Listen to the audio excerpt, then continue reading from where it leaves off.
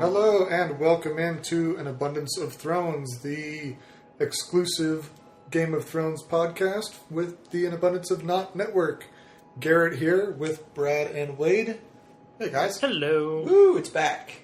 Woohoo, it is back. Game of Thrones Season 4. What's it been, like 42 weeks? Yeah, it's been roughly 42 weeks, yes. Maybe even 43, actually. Because when we first started doing podcasts, we did it with the Season 3 opener, and our 1-year anniversary for podcasting was the Wednesday before the Season 4 opener. So, nice. Could even be 43 weeks. It's been so long, I don't even know.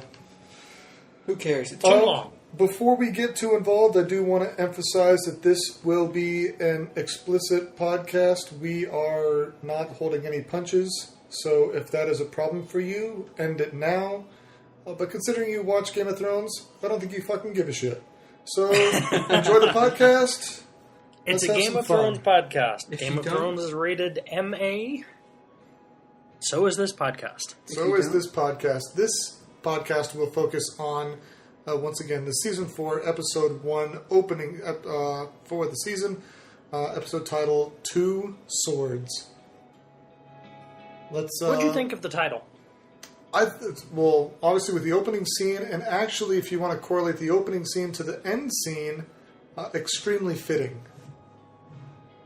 If you don't recall, the end scene was a fadeaway from Arya and the Hound leaving the pub after Arya retrieves Needle. With two swords. And now, between the two of them, they each have a sword, and with Arya's training, where the sword is an extension of the body, they can be seen as two swords themselves. And she has a pony. And she got her pony, yes. Yes, she did.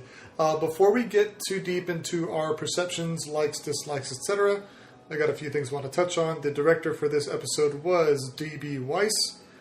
Writer for the episode was both Dan Benioff and D.B. Weiss. The viewership, get this, 6.64 million viewers in the United States. You know, that's a pretty good showing. It's a pretty good showing, but let me put this in perspective. The Season 3, Episode 10, Season 3 finale, Misa, had a mere 5.4 million U.S. hits. Mere. 5.39 million. Mere. And 5 million. And the Season 3, Episode 1 opener pulled in a little under 4.4 million. So it's growing. In Season 3, they grew 1 million views. And from the off-season of Season 3 to Season 4, they gained 1.2 million viewers in the United States.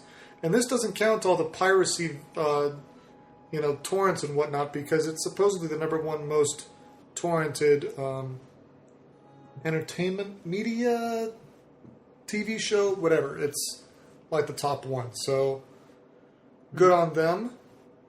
Addition to that little bit of tidbit, Game of Thrones has been renewed for both Season 5 and Season 6, announced this week on the Game of Thrones Facebook page. So we will have at least 2 more seasons of Thronage. Thronage. Fucking throne. Okay, so what was your first, apart from the general elation that, hey, it's finally another season. That opening scene where they're smelting the sword into two swords. What was your first thought when you saw that? Well, being a book reader, audiobook listener, you knew it was coming. Now, I want to do a little recap because there was, I listened to a couple other podcasts and there was some confusion here and there. First of all, the sword, for those who don't know and didn't see the near 2-minute clip prior to the episode, which was like up to this point in Game of Thrones. They pretty much focused on the sword. They kind of did, but if you missed it, the sword that was melted down was ice, which was Ned Stark's sword. No. Which was transferred to Ellen Payne to remove Ned Stark's head.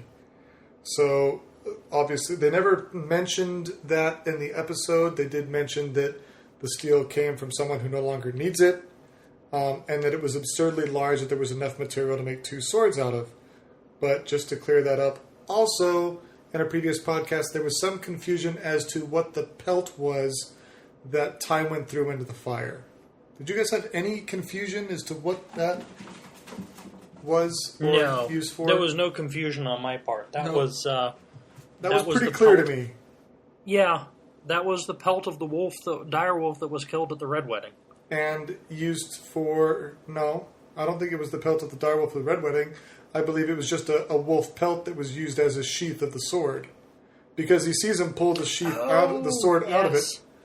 So I think it was just a sheath that they used.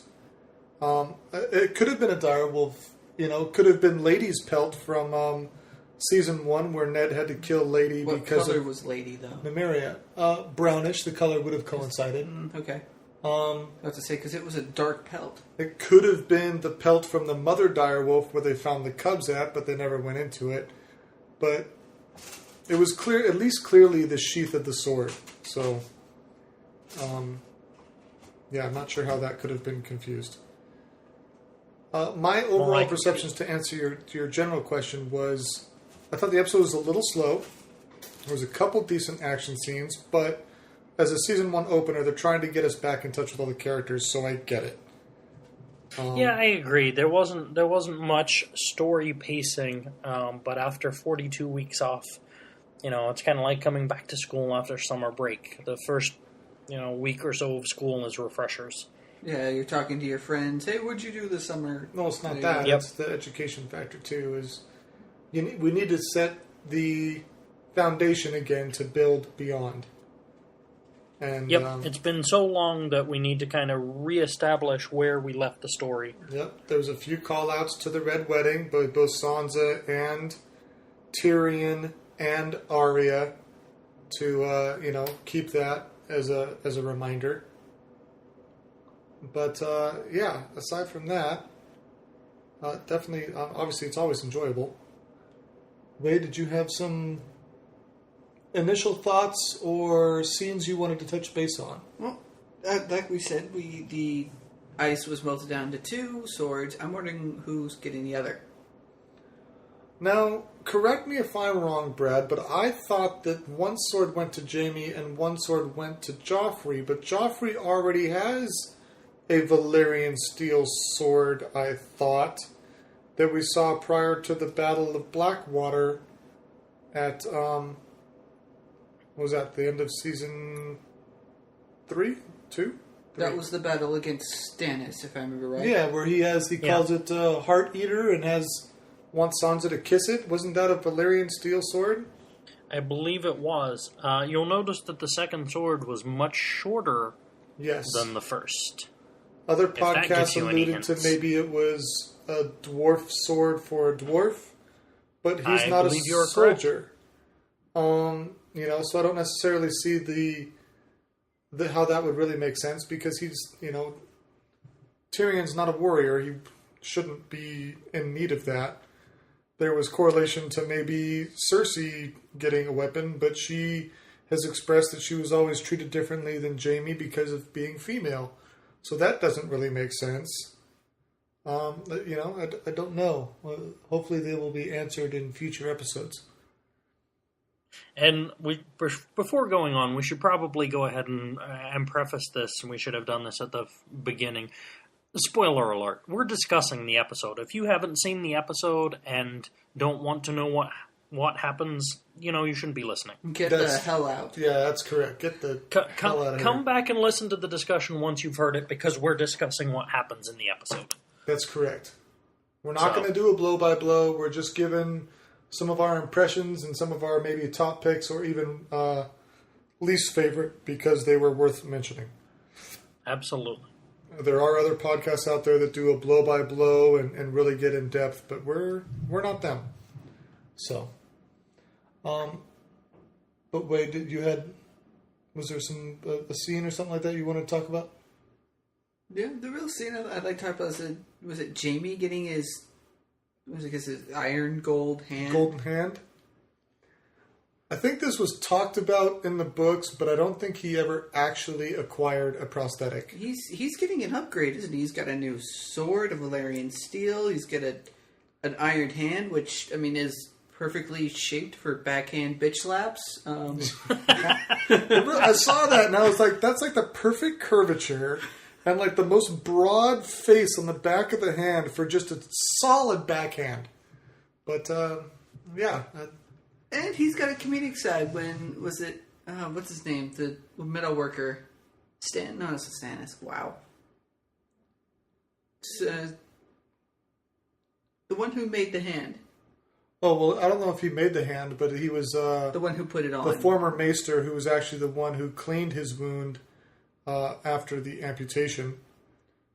To which the maester was leaving and he kind of waved. Yeah, he kind of gave a little wave. Yeah. That was pretty awesome. At least the other hand, well, at least he's got a career in comedy. Yeah. Brad, any scenes, anything that jumped out to you? Probably the one that stood out most, and even having read the books, it was still a shock to see it on screen, was when Dany and her former slave army are marching on Meereen. Yes. And they get within distance of the city, and along the side of the road are crucified dead bodies of slaves pointing the way to the city. Yeah, inviting her. Yes, we're here. Yep. Yep, we're here. We know you're afraid. coming. We're not scared. Guess what? For the next 163 miles, there's going to be a dead slave every mile just welcoming you. Come on That's over. it. Yep. You're the freer of slaves. Free these ones. Good luck. Yeah. Yep. I want to see her have at least one of her companions, such as Dario Naharis, or Grey Worm, just be like, okay, stab him for as many slaves as we saw walking here. Yeah. Stick them with the pointy end. That's right. You want to play this game? So can I. Which, technically, I could see her doing. Yeah, she is devout in her belief of no slaves, that she will, should she get the opportunity, exact vengeance on this atrocity. What did you think about a certain recasted character, Brad? Which one?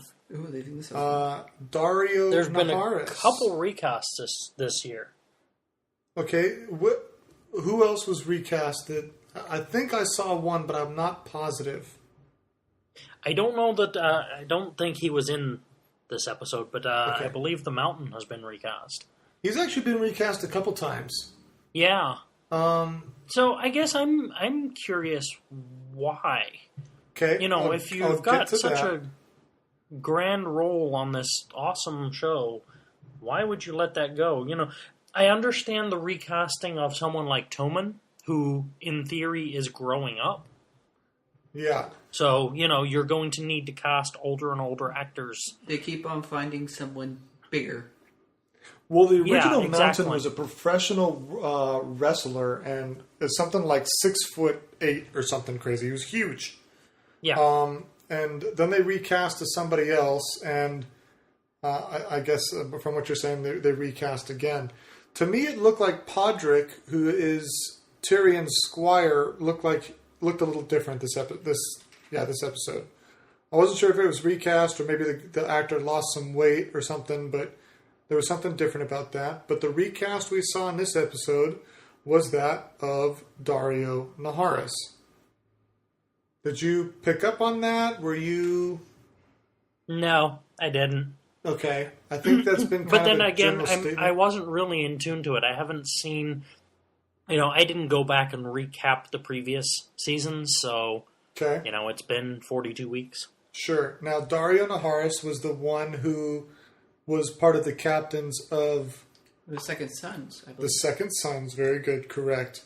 And they wanted to kill Dany because they knew or realized that fighting the Unsolid in open combat was going to be a not fortunate chain of events. Instead, he decides to kill his fellow captains and bring Dany their heads to show that he is loyal to her beauty. The first actor's name was Ed Skrein, Skrein. He had a lot of confidence and cockiness, and the replacement actor, I didn't get that from. Now, the reason of the recast is that Ed landed a lead role in the Transporter movie franchise, portraying Jason Statham's younger self. He looked like, the first Dario Harris reminded me of was it the guy with 1,000 faces with Arya? He kind of. I mean, they both had long hair and whatever. Yeah, this guy, his hair was shorter. He was darker hair, beard. Had less flair, I guess, in his mannerisms. So that kind of bugged me a little bit. I picked up on it right away, but I did recently watch all of Game of Thrones, season 1, all the way through. So right, we had that. But clearly we're seeing that Game of Thrones is a gateway to promising careers. I mean, we've seen Kit Harington in major movies for that of Pompeii. We've seen Jamie Nikolai in previous movies and movies coming out. He was a established actor in his home country of Denmark, I believe, anyway. But he's taken into the Hollywood scene. Lena Headey, we've seen in a few things. But some of the younger actors or less well-known actors or side parts are becoming, high up in the Hollywood scene. So, jumping around a little bit, I thought the closing scene was almost touching in a way. Arya is almost kind of settled in to being almost a tentative kind of friend to the Hound. Yeah, it was kind of we saw her even give a little bit of a smirk when she watched in her killings of the guys at the tavern. The tavern, yes, thank you. Mm-hmm. We saw kind of a smirk when the Hound said, "Fuck the king," and she's like, "Yeah, fuck the king." We saw a little smirk as she rode away on her own pony, but the background of where they were headed was an ominous feel. The land was scorched. There was fires burning. It was, kind of destroyed by these Lannister men and whoever else just having their way with the countryside. Yeah, but, if you throw back a few episodes into last season, when she was first captured, she's struggling to get away. She doesn't like this guy. She doesn't trust this guy. Any little chance she gets, she's running. Yes. And now here we are, beginning of season 4, and she's got her sword back and her own horse and is riding happily. Oh, well, I use happily kind of loosely, but happily behind the Hound on to wherever they're headed next. Yeah, now she said earlier, too, when she talked about getting the pony, and the Hound says, right, I'm going to let the only thing I have of value just ride away. And she says, well, where would I go? My mother's dead, my brother's dead, Winterfell's burnt. What am I going to do? Left. I'm not going to last the night without you. So, you want me for my value, and I need you to survive. So we have a symbiotic relationship going on at the moment, and her kind of stepping up at the end of the fight scene in the tavern shows that, she's not totally helpless. She got vindictive with that way. And she saw the smirk, too, where she knew she got to cross a name off of her nightly prayer. Mm-hmm. Yes. So, definitely wicked awesome on that. Another side note, this guy stole her sword, her only connection to Jon. Yep. I don't think it's so much about the piece of steel itself as this was what Jon gave her before he left for the Wall. Yep, and she mentioned that too, walking to the tavern. She goes, my brother gave that to me. And she's And in the books, they talk about this too, and mainly because she was looked down upon because in the book she's not a cute girl. Right. She's not ladylike. She is not. Well, she's not ladylike in mannerisms or in visuals. So she and John both got together because they both kind of felt like outcasts, and so she's the only one that really calls John brother. But walking up to the tavern, she says, "You know, my brother gave that to me, and I'm going to have it back. I want it back." Yeah. On a side note here, another a big hooray for a but Game of Thrones cast member, Gwendolyn Christie, who plays Brienne of Tarth, has been cast in the Hunger Games series for Mockingjay Part 2. So good for her. Hasn't said if this is going to interfere with any of the Game of Thrones airings and whatnot. This is the Mockingjay Part 2, so Part 1, which I think they're either working on or finishing up now, film-wise. So she's cast, but I don't know if it's got underway yet. But I saw that last night, looking through the Facebook page, and definitely felt it worth sharing. What did you think of Tyrion and Sansa this episode? Either one of you. I think Tyrion is trying really hard to overcome a lot of bitterness on Sansa's part. He's actually trying to be sweet. He's trying to take care of her, as best he can. He comes out right and says, she's still a girl. He did come out and say that, but he's also taking his marriage very seriously too, though.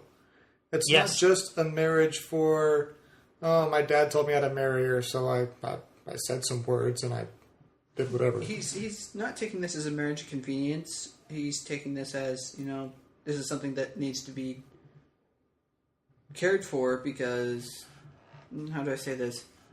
If it goes south, I mean, not only he has to face the wrath of Tywin, and we all know you never want to face the wrath of Tywin. Yeah, I mean, we saw Tyrion in the brothel with Prince Oberyn from Oberyn. I keep saying Oberon, but isn't that a planet from Star Wars? No idea. No. No? Oh, okay. Maybe. Anyway, where the prince asked Tyrion if he's going to partake, or if he does partake, and Tyrion said, I partook plenty, but now I'm married. So, and then we see the scene with Shay in the bed, and he is, in every definition of the word, reluctant to engage. Mm-hmm. So, yeah, he definitely is trying to make a go of this, realizing that it's extremely one-sided. Even though, it's a marriage that he didn't want and he's not happy with, I agree. It speaks a lot to the character that the character is developing.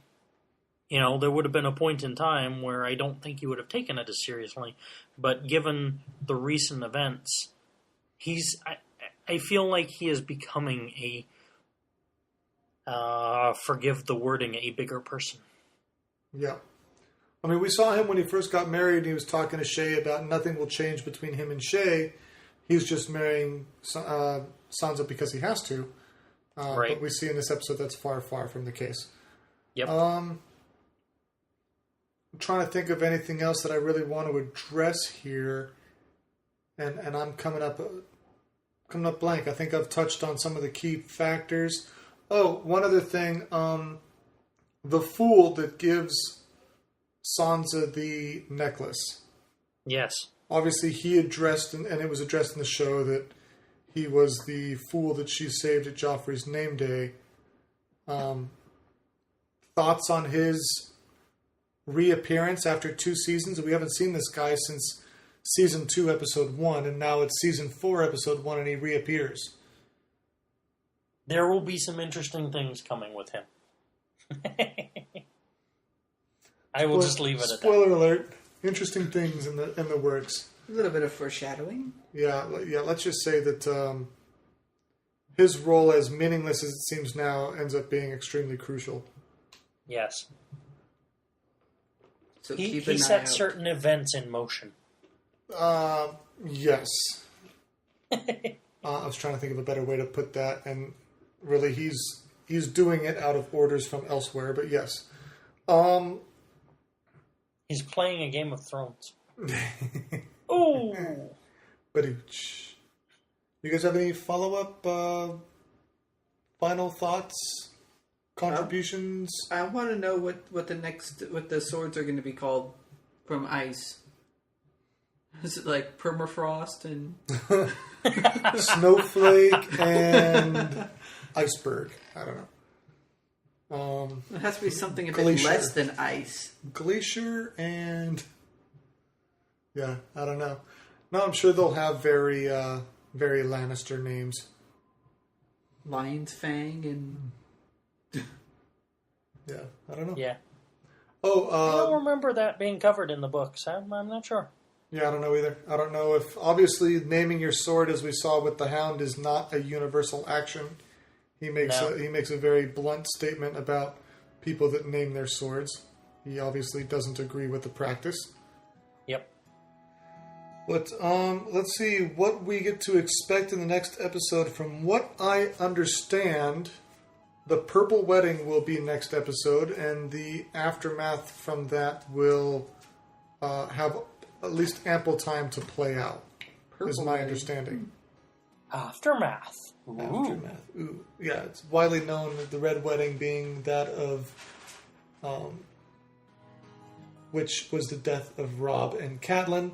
The Purple Wedding, that being the marriage of Joffrey and Marjorie Tyrell. from Highgarden. Yep. From Highgarden. Yes. Highgarden.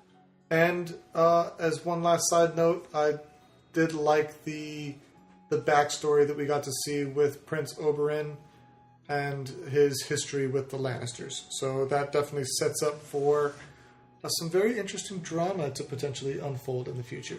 I can say The that Lannisters aren't the only ones that pay their debts. That is correct. I am waiting to see Gigane, the mountain. The Mountain. I eagerly wait his Yeah. appearance. 'Cause Again, I have been hearing a lot about him, and since being big, and I just want to see how big that great sword is. well, we saw him in season 1, where he jousts against Loras Tyrell. Loras very intelligently rides a horse to provoke the Mountain's horse, and the Mountain decides to cut off his horse's head after he gets thrown to the ground. But that was the original actor. I think the actor's been replaced I don't at least once, up to 2 times now. So Should be interesting. very much. Fight with the great sword, I guess I should say.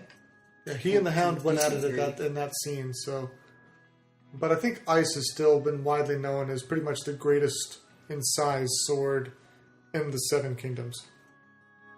That thing was just monstrous. It's used for executioning of people who left the wall. And it was hounded down for generation to generation through the Starks. So was an heirloom that is now no more.